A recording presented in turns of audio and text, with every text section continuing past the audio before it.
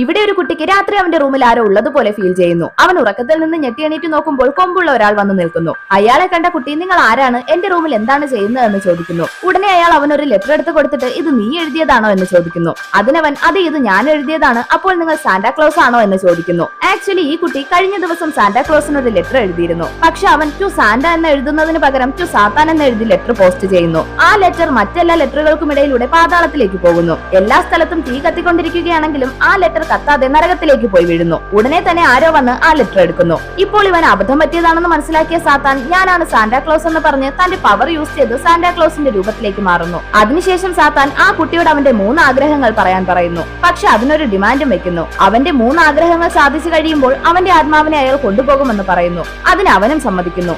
സാത്താൻ അവൻ ചോദിച്ച 3 ആഗ്രഹങ്ങളും നിറവേറ്റുന്നു. അവൻ തന്റെ 2 ആഗ്രഹങ്ങൾ ഫ്രണ്ട്സിന് വേണ്ടിയും ഒരെണ്ണം അവന്റെ പാരന്റ്സിന് വേണ്ടിയും ഉപയോഗിക്കുന്നു. അവൻ തന്റെ മരിച്ചുപോയ ബ്രദറിനെ തിരികെ കൊണ്ടുവരുന്നു.